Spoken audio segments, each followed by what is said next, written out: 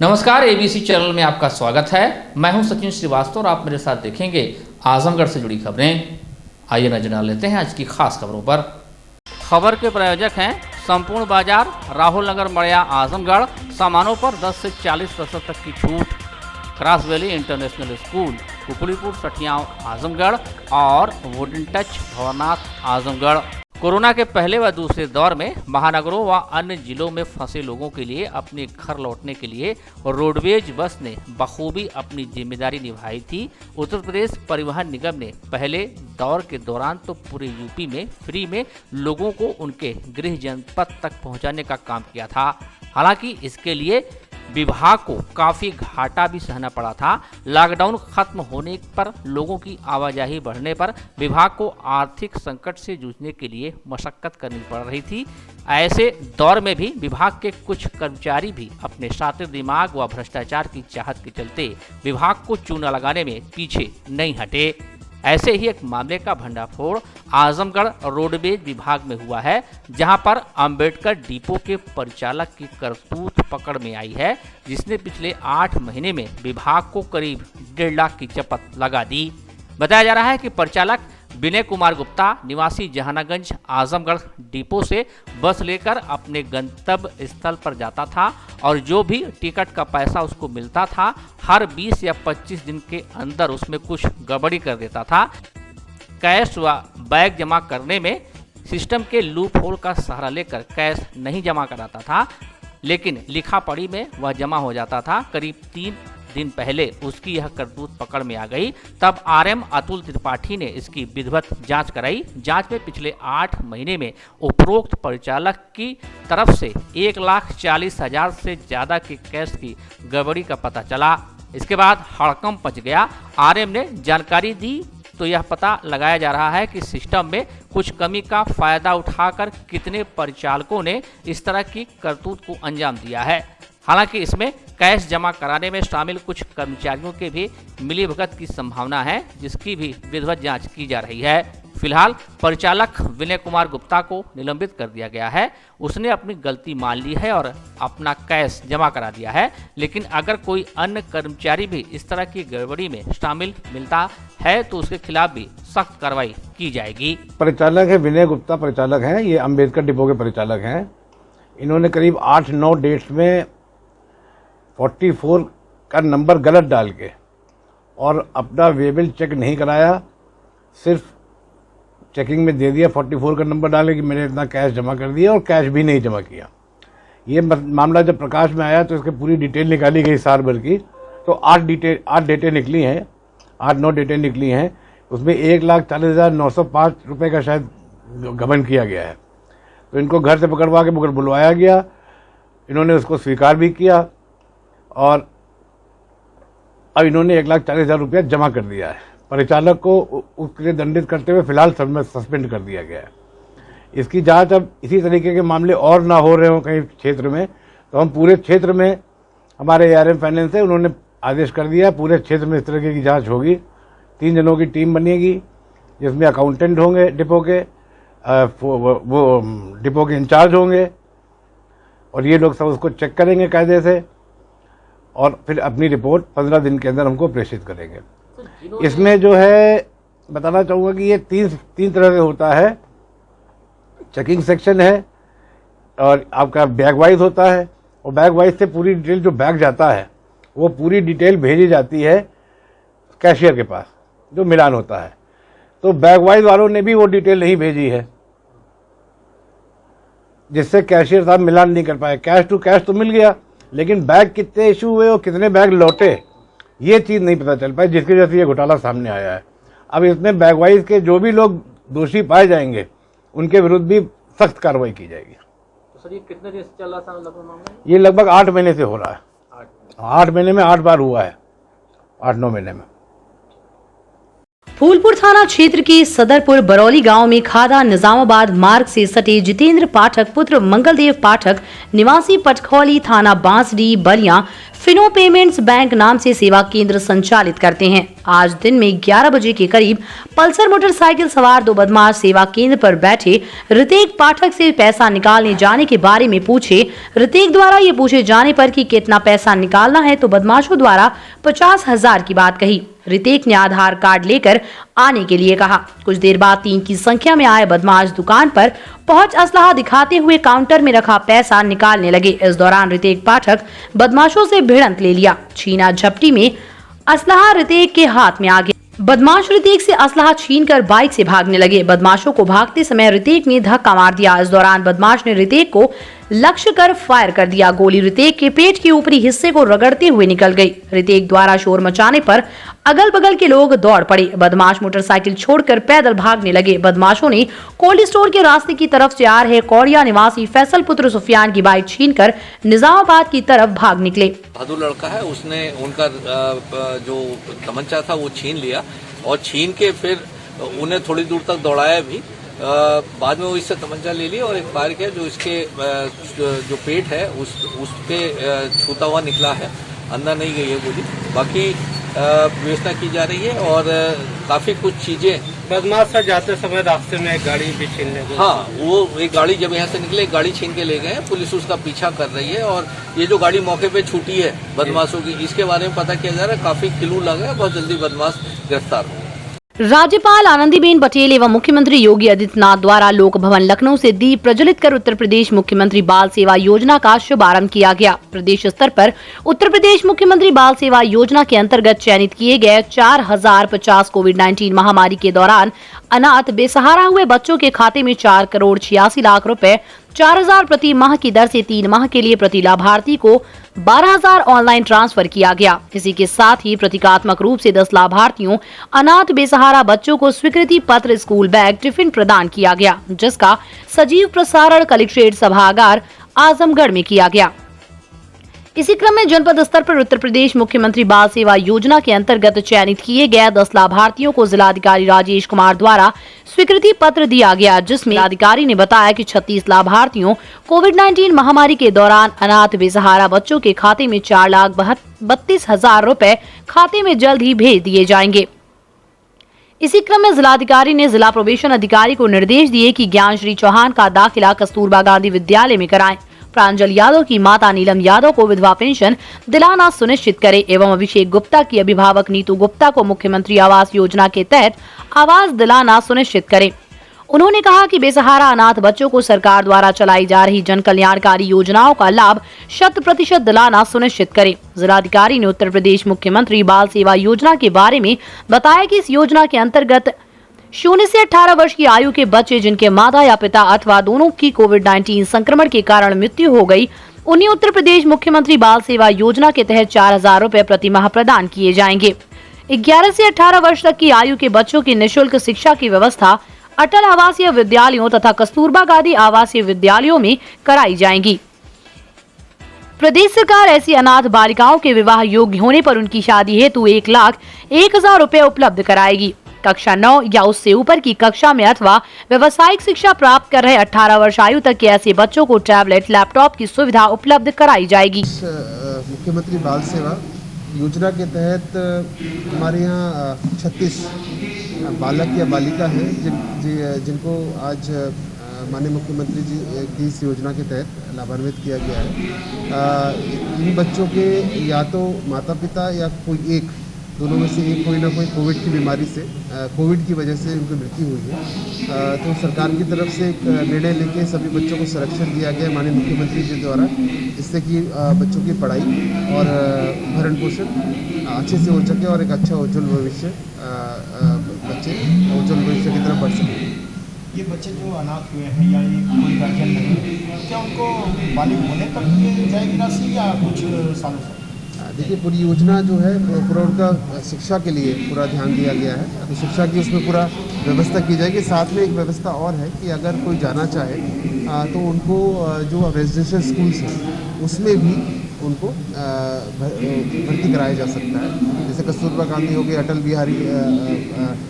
बिहारी वाजपेयी जो हमारी जो स्कूल्स चलती हैं, रेजिडेंशियल स्कूल्स चलती हैं, अटल स्कूल्स चलती हैं नाम से, जैसे हमारे जनपद में भी नया बन के आ रहा है, तो उसमें भी एडमिशन का कराया जा सकता है। नवागत सीएमओ डॉक्टर इंद्र नारायण तिवारी ने जिले के मुख्य चिकित्साधिकारी का पदभार ग्रहण कर लिया। ज्ञात हो बीते शुक्रवार को डॉक्टर ए के मिश्र को शासन ने सीएमओ के पद से स्थानांतरित करके वरिष्ठ परामर्शदाता मंडलीय जिला चिकित्सालय आजमगढ़ कर दिया था और जौनपुर के अपर मुख्य चिकित्साधिकारी डॉक्टर इंद्र नारायण तिवारी को जिले का सीएमओ बना दिया था। नए सीएमओ डॉक्टर तिवारी ने अपनी सेवा का लंबा कार्यकाल मिर्जापुर एवं जौनपुर में बिताया है। वो जौनपुर में नगर स्वास्थ्य अधिकारी, जिला सर्विलांस अधिकारी, अपर मुख्य चिकित्साधिकारी सहित अन्य कई महत्वपूर्ण जिम्मेदारियों को संभाल चुके हैं। उन्होंने जनपद के सीएमओ का कार्यभार संभालने के बाद अपनी सर्वोच्च प्राथमिकता कोरोना के आसन्न तीसरी लहर की तैयारी को बताया है। साथ ही अन्य राष्ट्रीय कार्यक्रमों की भी समीक्षा करने की बात की है। जो स्वास्थ्य कार्यक्रम गति नहीं पकड़ पाए उनकी फिर से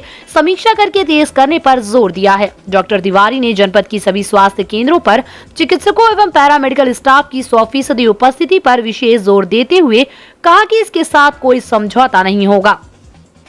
एबीसी न्यूज से हुई बातचीत में नवागत सीएमओ ने कहा कि कोरोना की तीसरी संभावित लहर की तैयारियों में कोई कसर नहीं छोड़ी जाएगी। वैक्सीनेशन के संबंध में पूछे गए सवाल के जवाब में सीएमओ ने कहा कि हमारा टारगेट प्रतिदिन 20,000 डोज का है, लेकिन पर्याप्त मात्रा में वैक्सीन उपलब्ध न होने के कारण 9 से 10,000 वैक्सीन ही प्रतिदिन लगाई जा रही है। कहा कि पर्याप्त मात्रा में वैक्सीन मिलने पर हम वैक्सीनेशन की रफ्तार और तेज करेंगे। स्वास्थ्य सेवाओं को सुदृढ़ करना प्रथम प्राथमिकता होगी हमारी, और कोरोना से संबंधित इस समय जो ज्वलंत विषय है उस पर हम विशेष ध्यान देंगे।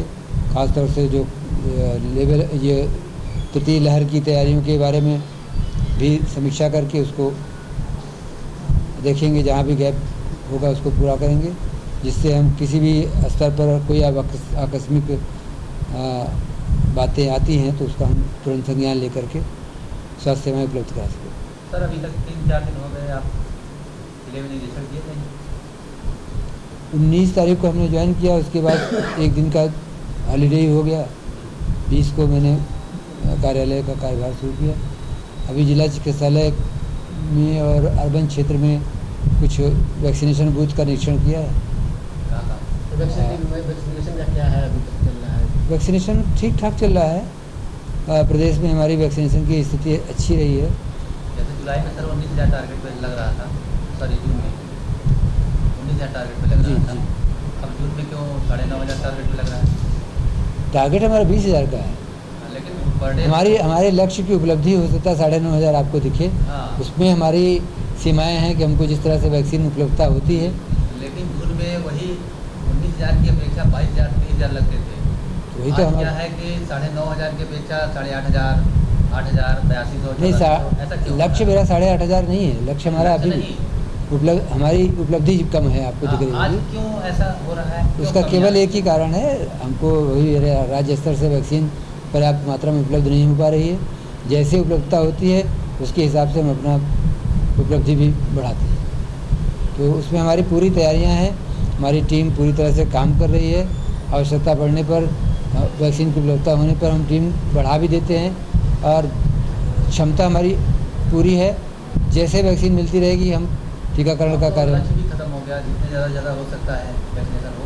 लक्ष्य अगर हमको वैक्सीन मिलेगी तो हम उसकी कोई सीमा नहीं, हम जितने प्रयास करके अच्छा कर सकें करते रहेंगे। पूर्व में जौनपुर में एडिशनल सीएमओ के पद पर तैनात था। मुख्य चिकित्साधिकारी के पद पर स्थानांतरण होने के बाद मैंने 19 तारीख को जनपद आजमगढ़ में ज्वाइन किया। तो कहाँ के रहने वाले हैं शिक्षा? मूल निवास जनपद इलाहाबाद है। शिक्षा दीक्षा कब ज्वाइनिंग सारी शिक्षा दीक्षा हमारी इलाहाबाद में ही हुई है। इलाहाबाद मेडिकल कॉलेज में मैंने MBBS भी किया है, वहीं से MS ऑप्थेल्मोलॉजी में किया है। पूरी शिक्षा दीक्षा हमारी सब इलाहाबाद में हुई है। प्रांतीय चिकित्सा सेवा संवर्ग में हमारी प्रथम ज्वाइनिंग मिर्जापुर में हुई है दिसंबर 1991 में। तब से लेकर 2004 तक मैं मिर्जापुर में तैनात था। 2004 में स्थानांतरित होकर जौनपुर में आया, जहाँ पर विभिन्न पदों पर रहते हुए 17 साल का पूरा कार्यकाल पूरा किया। उसके बाद ये स्थानांतरण हुआ है, जिसको मैं मुख्य चिकित्सक के रूप में कराया। नवागत अधिशासी अधिकारी विकास कुमार ने कार्यभार संभालने के बाद शासन प्रशासन की मंशा के अनुरूप शहर को स्वच्छ और सुंदर बनाना उनकी प्राथमिकता है। हापुड़ जिले के पलखुआ नगर पालिका को स्थानांतरित होकर यहां आए श्री कुमार ने कहा कि नगर का विकास उनकी प्राथमिकता होगी। उन्होंने कर्मचारियों से कहा कि सभी लोग समयबद्ध तरीके से ईमानदारी के साथ अपना काम करें। उन्होंने ये भी कहा कि शहर के ऐतिहासिक व धार्मिक स्थलों की प्रतिदिन बेहतर साफ सफाई होनी चाहिए, जिससे किसी को किसी तरह की दिक्कत महसूस न हो। कहा कि नगर पालिका की आर्थिक समस्या को दूर करने के लिए गृह कर और जल कर पर काम करने की जरूरत है। इसके साथ ही कर्मचारियों का बकाया भुगतान भी कराना जरूरी है। कन्नौज जनपद के मूल निवासी श्री कुमार ने नगर पालिका के बगल में बने मिनी डंपिंग ग्राउंड पर कहा कि जन जन भावनाओं को देखते हुए जगह मिलने पर जल्द ही यहां से इस आयोजित किया जाएगा। शहर में जल जमाव की समस्या पर कहा कि इसका समाधान किया जाएगा। समस्या बड़ी होने पर पंप लगाकर पानी की निकासी की जाएगी। आपको बता दें कि नवागत ईओ इसके पहले हापुड़, सीतापुर और शामली जिले में कार्य कर चुके हैं। उनकी शिक्षा कानपुर, शिकोहाबाद, आगरा और दिल्ली में हुई है। उन्होंने जनता से नगर पालिका के सहयोग की अपील की। मैं हापुड़ जनपद की नगर पालिका परिषद पलखुआ में पोस्टेड था। करीब 3 साल मैंने वहाँ पे काम किया। क्या प्राथमिकता रहेगी? सबसे पहली प्राथमिकता है कि शासन और प्रशासन की जो मंशा है शहर को बिल्कुल स्वच्छ और सुंदर बनाने की, तो मेरा जो प्राथमिक गोल है कि यहाँ की सफाई व्यवस्था दुरुस्त रहे। और दूसरी चीज़ है कि यहाँ टैक्सेशन पे मुझे लगता है कि बहुत सारा काम होना बाकी है, तो गृहकर और जलकर पे भी मैं काम करने चाहूँगा, ताकि यहाँ की जो है जो आर्थिक समस्याएं जो मैंने अभी तक समझी हैं उनका कुछ निराकरण हो सके। कर्मचारियों के कल्याण की जहाँ तक बात है, कर्मचारियों का भी जो है उनके जो भी ड्यूज़ हैं वो उनको मिलें, समय से मिलें, ये सारी मेरी प्राथमिकताओं में है।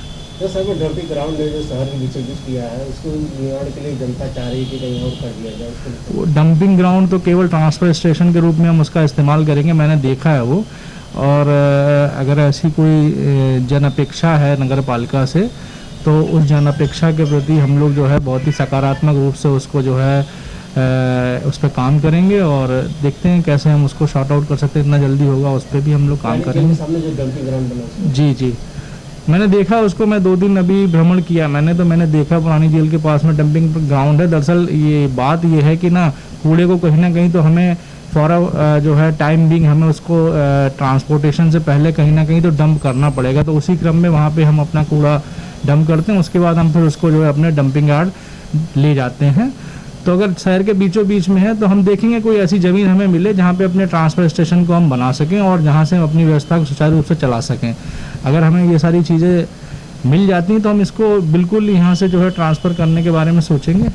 बाकी तो बारिश का मौसम चल रहा है, शहर में बड़ी जगह जल जमाव लगते हैं, उसके लिए सब क्या करना है? जहाँ पे जल भराव की स्थिति बनती है यहाँ पे तो पूर्व में जो व्यवस्थाएं हैं, सबसे पहले तो मैं उन व्यवस्थाओं को जो है एक बार उनका सिंहावलोकन करना चाहूँगा, उनसे गो थ्रू होना चाहूँगा। उसके बाद मैं देखूँगा कि जहाँ जहाँ जल भराव है वहाँ पे हम पंपिंग स्टेशन पंप ला के पानी को जो है उसका डिस्चार्ज करने का प्रयास करेंगे। और मैं आशान्वित हूँ कि मैं इस काम को जो है कर पाऊँगा आप लोगों के सहयोग से। मैं बेसिकली रहने वाला तो हूँ जनपद कन्नौज का, लेकिन कानपुर में मेरा जो है स्टेप वहीं पे हम लोग सेटल्ड है। तो शिक्षा दीक्षा मेरी दिल्ली की जामिया इस्लामिया विश्वविद्यालय से हुई है। उससे पूर्व मैं आगरा कॉलेज आगरा का स्टूडेंट रहा हूँ और यही से इससे पूर्व कई जगह से हुई है, मल्टीपल स्टेशन से मिला है एजुकेशन का चांस।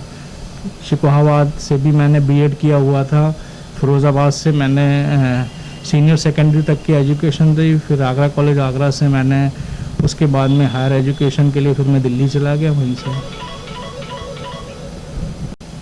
मेरा 4 अगस्त 2015 को मैंने सीतापुर जनपद की नगर पालिका परिषद बिस्वा में ज्वाइन किया था। तो पहली ज्वाइनिंग मेरी सीतापुर डिस्ट्रिक्ट में थी। उसके बाद मैं बहुत कम समय के लिए कैराना जनपद शामली में पोस्टेड रहा। उसके बाद फिर मैं पलखुआ रहा, फिर मेरी ये 4था स्टेशन है। जनपदवासियों से क्या कहना चाहेंगे? जनपदवासियों से क्या कहना चाहेंगे? जनपदवासियों से मैं ये कहना चाहूँगा कि जो है पालिका को पूर्ण सहयोग दें और साफ़ सफाई का विशेष ध्यान रखें। कोरोना काल में अपना ध्यान रखें, अपने आस पड़ोस का ध्यान रखने, अपने जो है जान पहचान रिश्तेदार नातेदार सबका काफ़ी ध्यान रखें। ये समय थोड़ा सा हमारे लिए प्रतिकूल है, लेकिन हम सभी लोग बहुत जल्दी ही इस समस्या से बाहर आ पाएंगे। मेरा यही जनपद वासियों से कहना है। शासन स्तर से आजमगढ़ के स्वास्थ्य विभाग के करीब 40 लिपिकों का एक साथ तबादला कई जनपदों के लिए कर दिए जाने से स्वास्थ्य कर्मी आंदोलनरत है। स्थानांतरण को नीति व नियम विरुद्ध बताते हुए संबंधित कर्मियों ने UP medical and public health ministerial association के बैनर तले कार्य बहिष्कार कर 19 जुलाई से सीएमओ कार्यालय पर धरने पर बैठे हैं। कर्मचारियों का कहना है कि जब तक उनका तबादला वापस नहीं होता तब तक वो कार्य पर नहीं लौटेंगे। दावा किया कि उन्हें स्वास्थ्य विभाग के अन्य कर्मियों के संगठनों के साथ ही अन्य सरकारी कर्मचारी संगठन का समर्थन प्राप्त है। धरने का नेतृत्व कर रहा UP medical and public health ministerial association के जिला अध्यक्ष सतपाल चौहान ने कहा कि स्थानांतरण नीति के तहत 20% कर्मचारियों का स्थानांतरण किया जाना चाहिए, लेकिन 60 से 70% तक कर्मचारियों का स्थानांतरण 200 से 500 किलोमीटर की दूरी पर किया गया है। जब तक कि स्थानांतरण वापस नहीं होता हमारा आंदोलन जारी रहेगा। 19 जुलाई 2021 से हम लोगों का धरना प्रदर्शन और कार्य बहिष्कार कार्यक्रम चल रहा है। हम लोगों की मुख्य मांगे ये हैं कि हम लोगों के साथियों का जो स्थानांतरण नीति के अनुसार 20% ही होने चाहिए, परंतु निदेशक प्रशासन महोदय द्वारा हमारे साथियों का स्थानांतरण 60 से 70% कर दिया गया है, जो नीति एवं नियम विरुद्ध है। हम चाहते हैं कि स्थानांतरण किए गए तीनों सूची एवं समायोजन किए गए स्थानांतरण सूची निरस्त किए जाएं और इस कोरोना महामारी में हम लोगों का स्थानांतरण स्थगित किया जाए। अगर हमारी मांगें नहीं मानी जाती हैं तो हम अनिश्चितकालीन हड़ताल पे बने रहेंगे और अपने कार्य पर वापस नहीं जाएंगे। कर्मचारियों के आंदोलन पर ने कहा कि कर्मचारियों के धरना प्रदर्शन से उन्हें तब तक दिक्कत नहीं है जब तक कि काम प्रभावित न हो। कहा कि अगर शासन का निर्देश आता है तो कर्मचारियों को रिलीव किया जाएगा। इस बारे में हम लोगों को भी निर्देश प्राप्त हुए हैं कि कुछ आप जो स्थानांतरित कर्मचारी हैं उनको रिलीव करना शुरू करिए, तो इसके लिए प्रोसेस कर रहे हैं। शासन का जिस तरह से दिशा निर्देश प्राप्त होगा उसके हिसाब से उनको रिलीव भी करेंगे। अगर शांतिपूर्ण ढंग से उनका धरना प्रदर्शन रहता है तो उसमें हमें भी हमारी तरफ से कोई हस्तक्षेप नहीं है, लेकिन हम चाहेंगे कि हमारे कार्य प्रणाली में कोई ज़्यादा व्यवधान न उत्पन्न होने पाए। कुछ आकस्मिक सेवाएं हैं जो प्रभावित न होने पाए, उसका भी प्रयास करें। तो जो स्वास्थ्यकर्मी धरने पर चल रहे हैं तो कुछ काम बाधित तो होंगे सर, उसके लिए क्या उपाय किया जा रहा है? कोशिश करके वैकल्पिक प्रयास उसके लिए किए जा रहे हैं, और जैसे ही अगर ये लगता है कि हाँ ये हड़ताल कुछ दिन और चलेगी तो उसके हिसाब से हमको और रणनीति बना करके अपना कार्यक्रम तो सुचारू रूप से चलाना ही है, उसका प्रयास करेंगे।